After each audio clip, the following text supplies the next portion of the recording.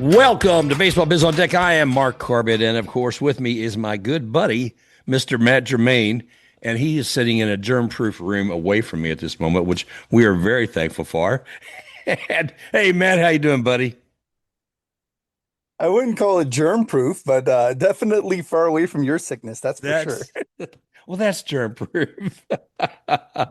Anywhere, see, 10 feet away from me, you're probably doing okay. Oh my gosh, brother. It has been such an exciting part of the year at this with the Rays.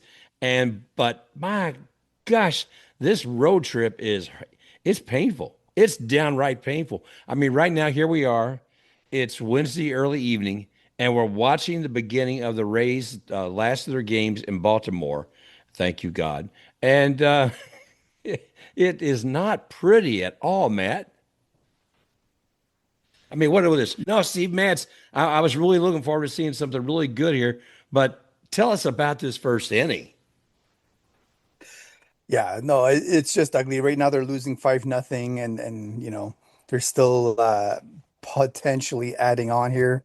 I need it's the second time that they see Mats this year, and it seems to me like they know what the plan of attack is on his end, and they're just feasting on it right now. Yeah. So it's one of those things where, if you're catching the teams in a wrong time, and right now it seems like the Orioles lineup is starting to get it together, then you're going to pay a price, right? And you have to execute everything perfectly to get around that, and the Rays just aren't getting to that point right now.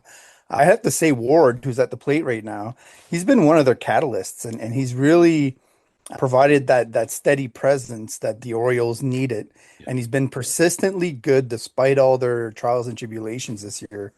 So he's somebody that's has to be growing on a lot of Orioles fans right now in terms of his performance and how he's helped bring some maturity to the team. And Alonso's picked it up as well recently. Yeah. Well, it's been fun watching them.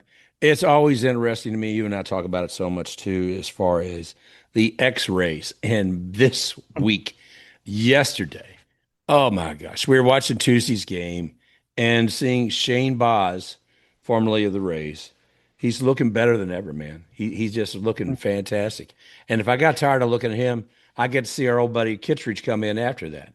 But Shane Baz's performance was superior, and much so more so than anything he did for us in the past. He was a good pitcher here. He's a better pitcher there. Yeah, I mean, stuff wise, Shane Baz has always had it. Nobody, argues with that. That's why the Orioles paid a premium price to bring him aboard, and they've signed him to an extension as well, I believe. So they're going to have him around for a while, and as long as he stays healthy, he's going to have his moments where he just looks utterly dominant and you look foolish at the plate. So, when you talk about the rotation and having some stability, and then you see what they dealt away in Grayson Rodriguez and how much he's struggling. I mean, that replacement, that they were the right moves. Everything hasn't really worked out for the Orioles yet, but we've acknowledged that they have the potential to go on a run, right? And right now for the Rays, it feels like the beginning of the season was just this steady, the beginning of a roller coaster ride when you're Yeah. going click, click, click, click, click up the top. And now they're on the downward trend, like where they've gone over the top and they're just sort of trying to find the first turn to get back up on the upward trend again. I thought Matz might do it today, but because he's such a veteran presence, but you can tell like they they definitely had a good plan of attack against them. Well, yeah, this looks like they figured him out. It is still just uh, the bottom. Well, they just concluded the bottom of the first inning, and they put up five, meaning the Orioles five to the Rays Zipperino. So that is a bit painful, but it's nonetheless looking at what we saw in the game the other day and talking about seeing Boz and seeing Kittredge do their piece. I was not anticipating so I'd see pitching for the Rays in the eighth inning if you had asked me last week at this time that I would be seeing Craig Kimbrel, their future Hall of Famer. I mean, what is this? I don't know if we're his 11th or 12th team, but this man I is am amazing. I'm a huge Craig Kimbrel fan, and I've always believed the Rays would be able to get him locked in because he's one of those guys who no longer, like for the last 5 to 6 years, can't just rely on stuff, right? Yeah. He has to use more metrics to get him in the right areas at the right time with the right pitch mix to be effective, as well as executing and getting those locations. I think the Rays will give him a game plan that can actually, like, he won't return to a dominant Aroldis Chapman style closer, but he will probably be in the upper, maybe 15 in the league, which is fine for the Rays for what they need.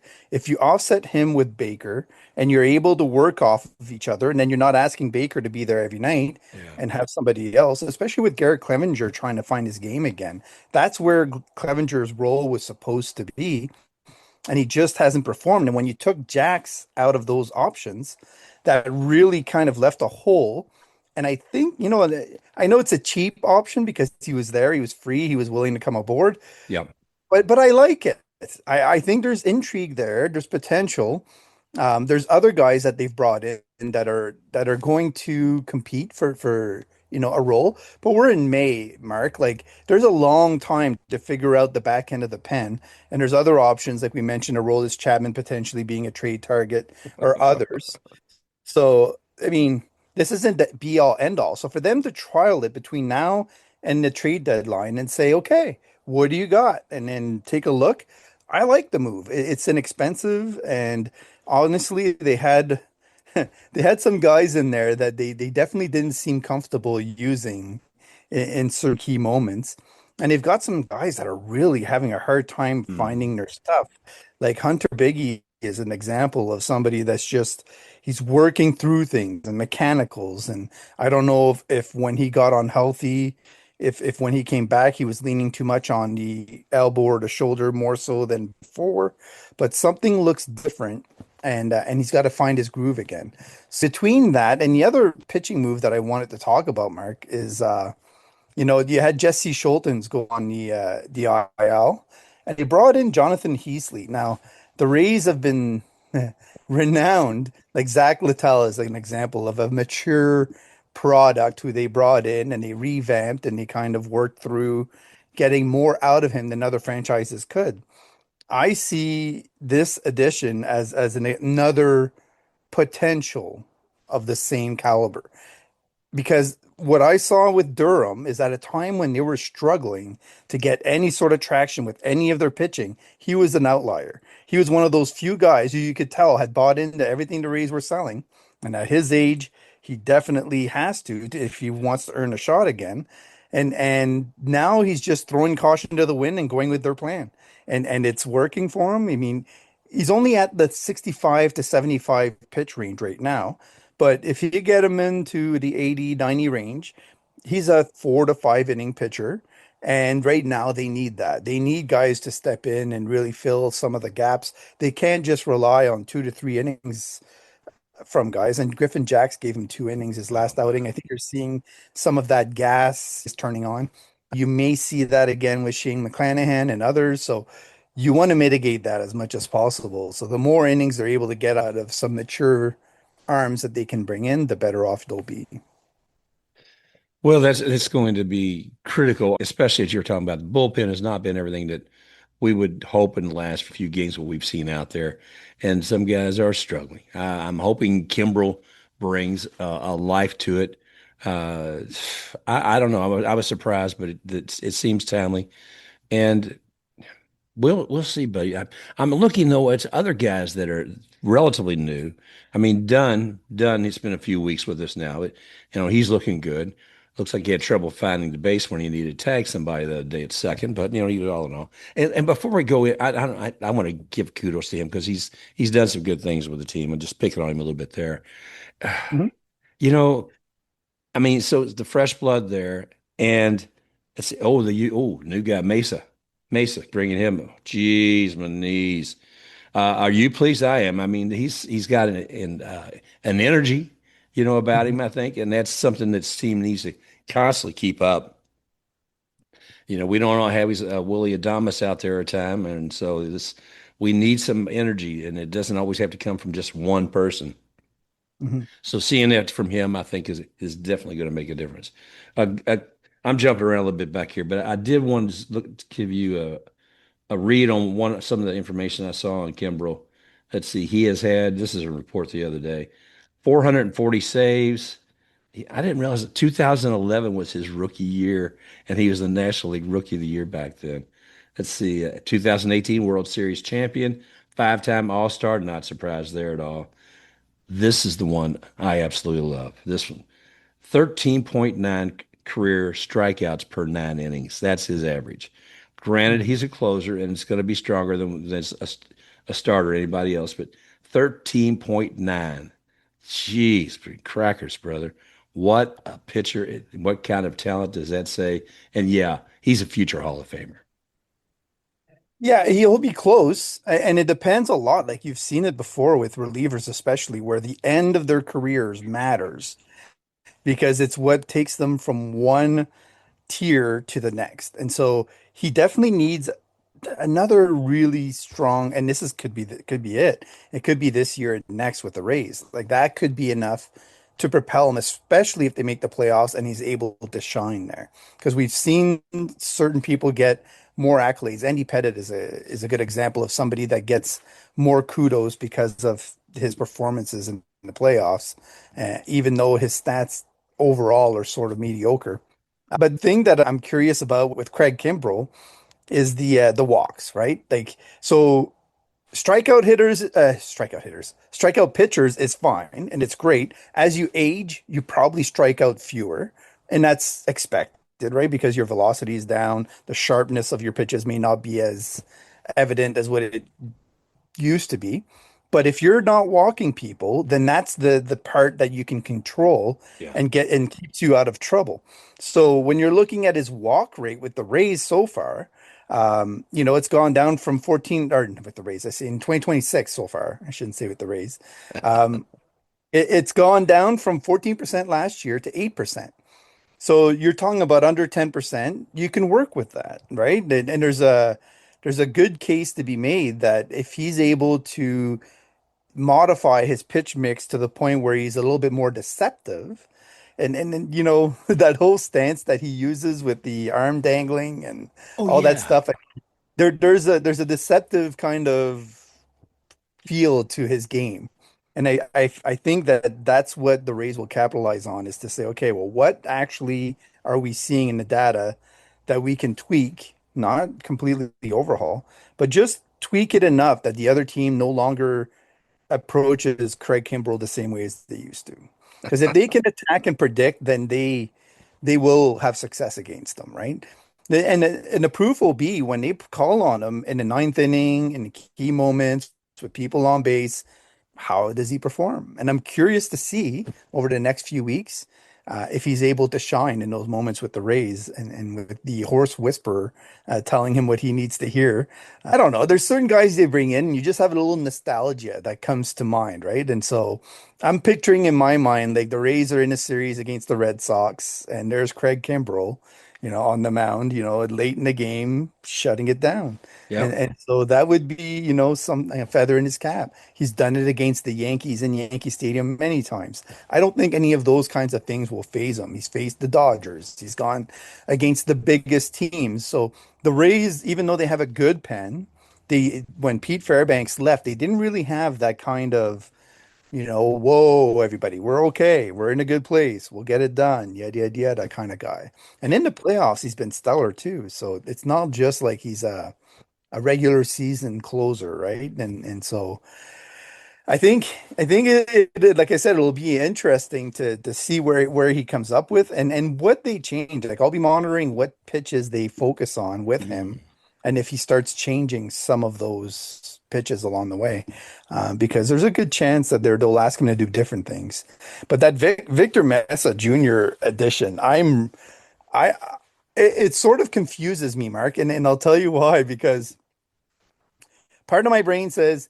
Um, Kevin Cash is a creature of habit. He'll always lean on the guys that he knows and he likes, and he'll give them all the credit. But when I see the tools that Victor Mesa brings to the table and the style of play the Rays are using this year, He's the picture perfect model of what Yeah. they are trying to accomplish. He's got speed, he's got power, he can hit right-handed pitching, he can go get the ball in the outfield, he makes smart plays, he can steal bases, he can run the bases off the bench. I mean, he's just the toolsy kind of guy that they need to round out their outfield. So now if you picture him with Ryan Vilade and the rest of Mhm. the outfield and Chandler Simpson, now you've got that integral kind of piece that you can put in center field, especially with Cedric Mullins having defensive issues sometimes late in games, or his bat sometimes going up and down. You can sort of have a more stable presence, and it's sort of the role that I had pictured Jacob Melton, grabbing onto, and maybe he'll get there eventually as well in AAA now that he's healthy again. But it's nice to see Victor Mesa Jr. have success early on, and I hope it continues. Well, I think he's going to be an exciting player to watch this year, period. But one thing I'm going to go back to Craig Kimbrel for just for a second because you mentioned something about his how he preps for the Mhm. pitch. And I may be part of what he needs to do for himself, but I think we both probably see it's something he does for the batter as well. When they see him, he does that kind of half bending over there, leaning in as if he's trying to see exactly where that strike zone is. And by the way, I'm looking at you two. This is your strike zone. I see it. And then he stands erect and prepares for the pitch. And there's something about that whole methodology, is preparation. That to me, it just for one in the audience, it's just cool to see. Okay, and two, I got to wonder what it does to the man at the plate. So it's a lot of fun to watch him. The funny thing is it used to be before PitchCom, right? And it was to see the sign. That's originally how it started. He's focusing on what the catcher is giving him sign wise, right? With PitchCom, you don't need to do that. So That's true. Oh I gosh, wonder sometimes what was going on in his ear as he's doing that. that's true. That is a good point. I hadn't even thought about that.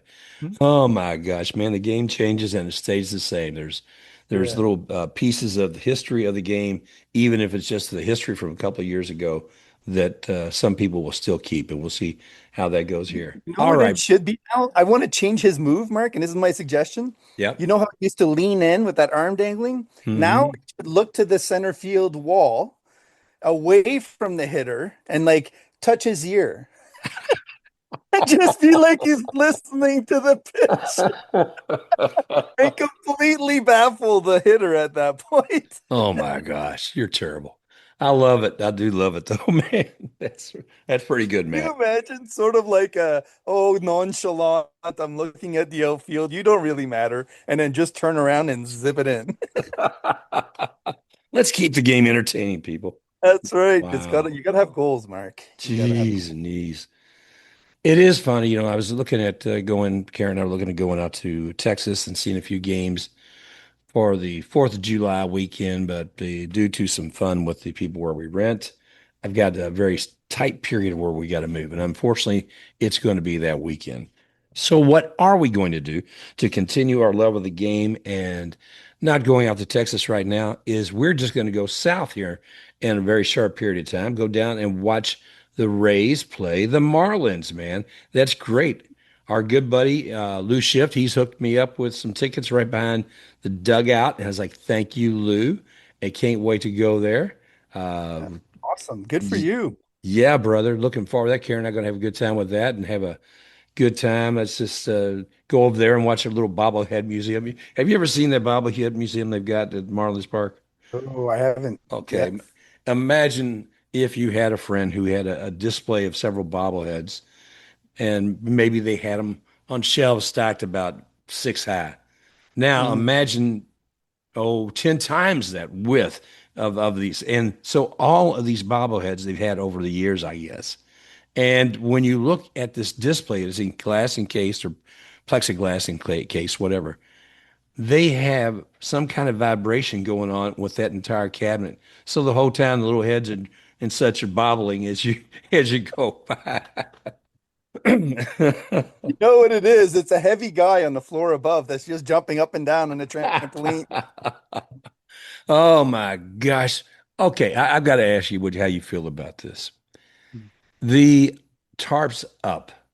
all these young men out there in left field, and I know the Rays aren't the only ones doing it, but there they are, all gathering, tearing their shirts off and swinging them like towels. All these bare-chested young men. I thought about going to Wednesday's game last week, and I thought, would I do that? No, All right. at my age, I, girth. Here's my thoughts on it. The birth rate is down in the entire world. If a couple of guys taking their shirts off is gonna inch that birth rate up, a slight amount because some girl, fancies that guy in the outfield and decides to, give him a call or go buy him a beer. Oh gosh, you are terrible. I tell you, no, I saw that, and it was interesting because Karen and I were watching one of the games, and said, some of these fans and women were looking fairly, if not necessarily nervous, let's say uneasy or uncomfortable if they had bought tickets in that particular section because this isn't like all these guys get together before and do this. It's like, they gather, they see four or five guys wearing four or five other, sort of like the beer snakes you see in the stands. Yeah. I put something on Blue Sky to the effect that I loved it because it was a fan activity and an event almost that had absolutely nothing to do with the promotion that was generated by the organization itself. So I that, go yeah, ahead. I would compare with going to the beach, Yeah. right? If you see a guy in a swimsuit at the beach and he's swinging around a t-shirt, are you really going to care? No, you're going to be like, hey, this is normal. It's the beach. So what's the big deal with it being now, having said that, if they're spilling beer on people, if they're being obnoxious, if they're cursing, swearing, all those kinds of things, sure. But from what I've seen in the videos, and correct me if I'm wrong, but most of them are just acting jubilant in certain situations, and the rest of the time they're watching the game like everybody else. So I applaud it. I think, we need some feel good moments in Yeah. life right now, and we need some exuberance. Like there's a lot of things that I'm seeing now where people are starting to come out of their shells a little bit after COVID had kind of shut them in so much from society and kind of changed the mood, where now there's a change in flow. Like, for example, in the high school here, and I don't know if this happens in the States, but they've got this game that they do where they squirt each other with water guns, and it's like a mercenary game or whatever. So, anytime after school, you're open game, and you don't know if you're one of the hunted or the huntees, and there's all these things that go on, and it's a competition, and everybody gives a certain amount of money to get in, and then at the end, the winner takes all, basically. So it's a vicious game. Like they'll have kids at the end of like, let's say you're playing soccer. At the end of the soccer practice, he's running away from all his friends because he doesn't want to get squirted by the mercenaries. I love it. I love it. Right? But it's an No. example where people are finally starting to come out of their shells and have some fun, and just, change the tune a little bit on life. And I feel like that's a little example of that. Well, I'll tell you another thing. I'm glad to hear you say that because it is. People do need to find joy somewhere. We talk about that a lot on and off the show. And it is good to see that, whether it's the high school students or the people in at left down left field seats, tearing their shirts and twisting them and shaking them. But the thing I enjoyed the most of it, even when I had the radio on with that Wednesday game, I could hear them, man. Matt, I could hear them. And I thought somebody said something about only 11,000 at that game. But to hear that fan noise, that in itself gave me a bit of a boost and a bit of hope too. And I gotta believe, and I've seen from some of the previous games, whether it be Caminero or Simpson or Yandy Diaz, even, reacting to some of what's going on out there, either laughing or clapping their hands and pointing over to where those people are, and so it brings another energy to it. And speaking of Yandy Diaz, he's up to bat right now. We're top of the third inning. The freaking bases are loaded, and there's only one out. Drum roll, please. My gosh, let's make something happen. Come on, Mr. Diaz, please. But, jeez, Manili. Let's be a nice place to recoup something here. Absolutely. A good little knock over the wall would make this a game again. Let's hope it happens.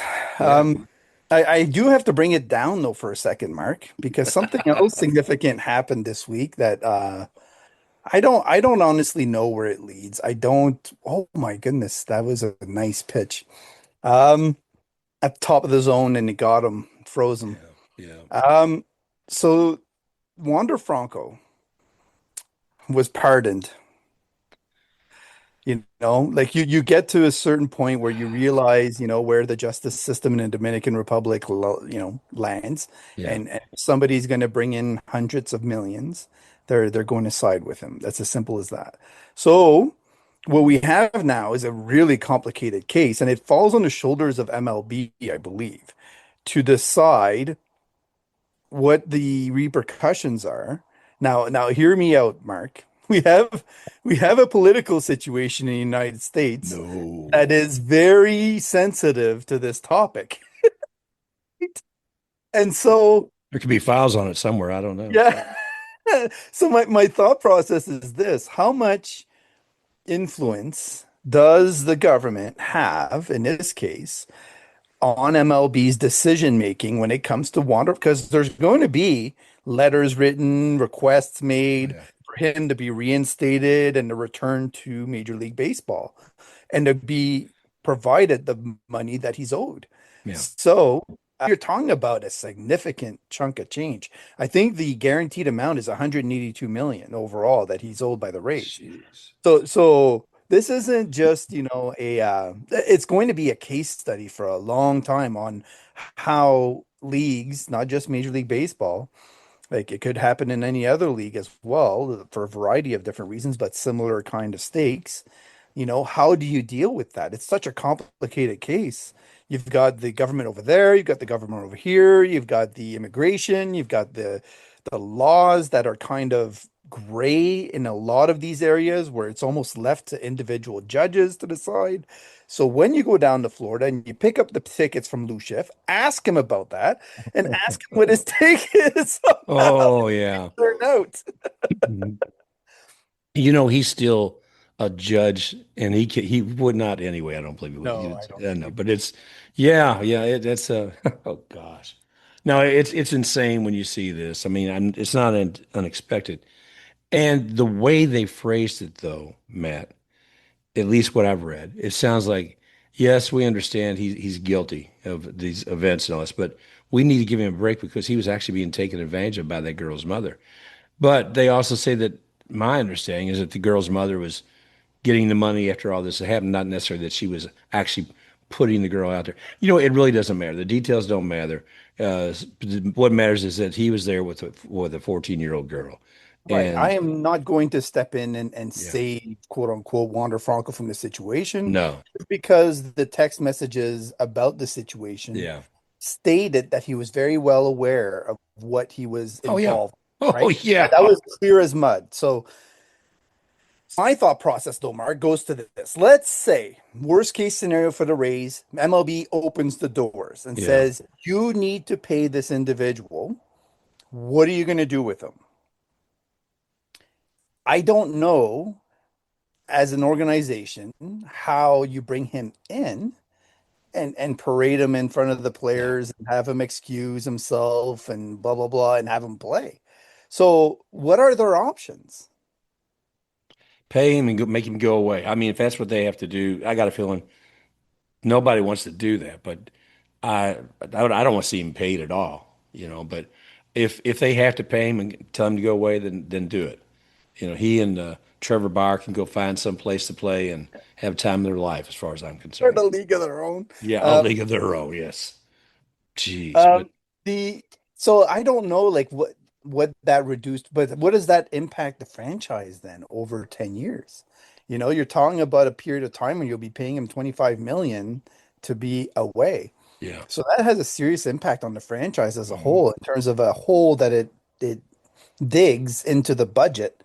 Because no matter what, it's going to come out of the team's budget. It's not like they have a insurance policy on pedophiles. It's not something that exists.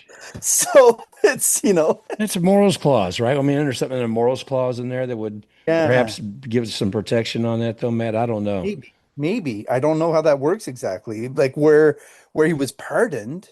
can they still use that? Well, yeah, because it's outside of this country. It's outside of the United States. And I, you Gray know, area. It's one of those situations where you don't expect, like I'll give you another extreme example, right? If a player is from country X, you name a country in your head, and he commits a murder, but he's eventually found innocent of that murder. Is he found as a murderer where he was never prosecuted on US soil? It's not like Juan Franco went through a prosecution in the United States. He right. never went through a legal process in the United States at all. So in the United States legal system, he has no standing, you know? Point taken. So yeah, again, Mark, I'm not a lawyer, but I play one on TV. No. Saying that there's layers to this that are now going to open up because of this case being resolved, quote unquote, in the Dominican Republic. And I have a feeling that the Rays are going to be leaning very hard on MLB to not open the floodgates and allow him back in. They have to kind of nip it at the butt right there and say, nope, like do not let him in because of XYZ, whatever those things are. And then they're okay. But if they open the door, and again, the political system might come into play in this case. Yeah. Yeah. So that's my downer of the day, Mark. But we'll step aside. The Rays are down 5-0. That's That's actually a enough of lot downer. happier than that, right? And overall, if you step back from the Rays season right now and you look at where things stand, they have the second overall pick coming up in the next draft. They've got a compensation pick that they can use in trade if they need to at some point in time. And I believe they'll use that when they go out and get a starting pitcher. I do believe that. That'll be part of the offering that they put out there. And you've got a minor league system overall, even though Durham is struggling a little bit, the rest of it is looking outstanding. They've got a Yeah. lot of good stories. They've got the FCL crew that are rocking it. And I'm watching some of the really young players like just really open up some eyes. So there's a lot of good stories out there to be had. Some promotions are going on, like Caden Bodine has moved up a level and a couple of Hmm. others. We're gonna need So him though. yeah, no, you're right. Like to see the strength in catching down in the minor system is just, it's really encouraging. So, yeah, again, they got to another run in. So it's 6-0 now. So we had three men on base and one out, and then we were able to convert that into two outs and then three outs, and nobody came home for the Rays. Yeah. Ouch. Yeah. Well, they're going to get back home. Who knows what this game can finally be because we're only in the bottom of the third inning. Mhm. But I mean, there's still a lot of game left. And I just think that once they get back here, things will sharpen up. They're a great team. They've got a lot of great players. It seems like, I guess, if we're talking about a part where it really needs the most work, I guess it would be keeping a good, healthy, tight bullpen as much as anything. Uh, Well, and I think there's something to be said for going through a losing spell where it binds a team together. Like yeah. right now, they're forced to kind of grind through this little short phase where the bats have gone silent. Like they're just not producing for whatever reason um, consistently. And I pointed this out a long time ago, though, Mark, because you look at the bottom of the lineup and the way that it's built, that's going to happen. Like you're going to have spells where those bats, like when you've got Taylor Wall, Cedric Mullins, and the rest of them all below a 700 OPS, that's going to happen Yeah. overall. So especially when you're bringing in a lot of youth. So they lost Jake Fraley. They lost a couple of other guys that are Ben Williamson, especially. That was a Hmm. huge loss where it brought that bottom of the lineup up a notch, right? So now that you've got younger guys, they're more inconsistent. So Oliver Dunn is one of the guys you mentioned. Right. Carson Williams is another one they brought back into the fold. They're striking out a lot. They're having more issues getting the runs across the plate when they have the opportunity than they were getting at the beginning of the season. Now, thankfully, none of those injuries are season long. They're going to be back. So this is just about riding this out and trying to earn as many wins as possible. And they'll get out of it. They're seeing the Angels next, Mark. That's a good time to get the bats going again. Oh man, it's every time I hear the Angels, all I can think of is Mike Trout, Mike Trout, Mike Trout, a career that was just burnt on a bad team. And Can the Rays save him? Can they bring him aboard? We'll trade Wander Franco to the Angels for Mike Trout. It's a fair deal, Mark. They get so much younger. Think about it. oh my. Well, the I'm Angels, so, is it yeah, is it Artie Moreno? Is that their owner? I can't remember. yes. Yeah, I Artie mean, Moreno. I I just think he wants to take that team. He's a guy who's just going to take whatever pennies fall from the top teams that are coming in and just be happy with that. So it is sad, but it'll be interesting to see because it's like the Rays do get kind of a break, but I think coming home is going to be good for them. And like you said, sometimes having a bit of a losing, not necessarily a streak per se, but a little small stint like this raises up everything inside of you to say, okay, what are we going to do? What are we going to come back and gel together? And with these new guys on the team, it's definitely going to make a difference. And I'm curious too if there's a leadership role for Kimbrel amongst them. I mean, the thing is, yeah, he's there, but I also think in some ways we already have that with Martinez as far as a veteran who can pull them together. But I think nonetheless, both of those can help build some energy inside You pitching and know, perhaps across the team.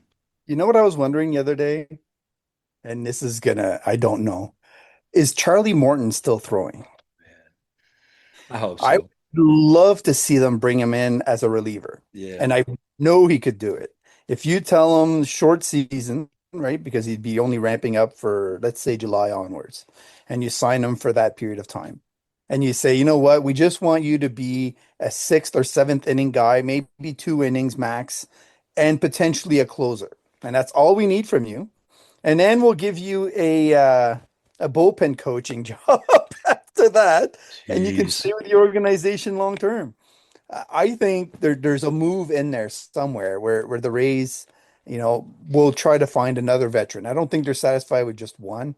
I think they know they're in it for the playoffs right now, and they need to find that consistency in the pen that they're really lacking.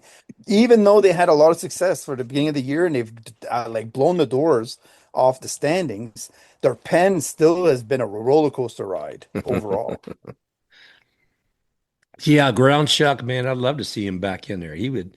I mean, still say some of the most enjoyable games for me with the Rays was when I got to see him and Darno working together in the battery and just being amazing there with the Rays. I would love to see Chuck back there. It would be amazing to see Charlie bringing that together as well. Well, there's a lot of good things looking here for the future, man. I'm going to probably myself here. I'm about ready to go get some more cough medicine here in a minute, buddy. Yeah, Sorry. I hear you. No, I get it. All good, Mark. We were actually getting hits now from Cedric Mullins, so we'll leave it off with that one. But the final thing I'd like to say is that the stadium issue is still lingering. I'm looking forward to seeing if they can actually resolve it overall and get it all buttoned up.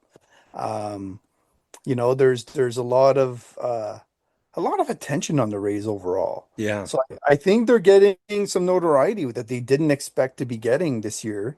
And that's nice to see. So along with the stadium, they get that. They get the great minors things going on. They've got the second overall pick. Rays fans should be in a really happy place overall. By the time the All-Star game comes around, I think you're going to see between now and then the Rays make a significant move. I still don't know if it's going to be a bat. I still don't know if it's going to be an arm, but keep your eyes peeled on the San Francisco Giants and Robbie Ray. Keep your eyes peeled on any hitter that looks like he could really amp up the outfield performance and potentially give the Rays that extra edge that they will be wanting to have as they go into the playoffs. So Man, yeah, I like that. they're still just need a 500 record to get to 90 wins, Mark. So I we're in a good place. think so too, my friend. It's going to be an exciting year. I think hopefully that excitement builds to with folks who want to stand behind getting this new stadium built. both from the ownership and from the politicians and the people. So we'll see how that goes. And something I want to probably look at in weeks to come. As we were traveling to Louisville back and forth this past weekend, it was interesting to ride by Nippon Stadium. I can't remember where it was. It was in Tennessee, and they're building a new one right next to it. And I want to hear their story about what it took to make that happen because it also has like a business development area around it. So Mm. I'm going to reach out and see if I can find out, what were the impediments they ran into, what were the compromises that were made, and it's still in construction at the moment, but it looked pretty good. I mean, they've got the glass up there in some of the windows and such, I should say. So anyway, but getting back to the Rays, thank you, sir, once again for showing us some light here at the end of the tunnel, and it's pretty good. So we'll see how it goes, and we'll get together with y'all again real soon. Bong. If you enjoyed this show, go ahead, like and subscribe to Baseball Biz on Deck. You may also find Baseball Biz on Deck on YouTube at iHeartApple, Spotify, Amazon Music, and at baseballbizondeck.com. Also, you can find Matt at matgermain.bskysocial. That's Matt at matgermain.bskysocial, or Mark at baseballbizondeck.bskysocial and Baseball Biz on Deck with Facebook.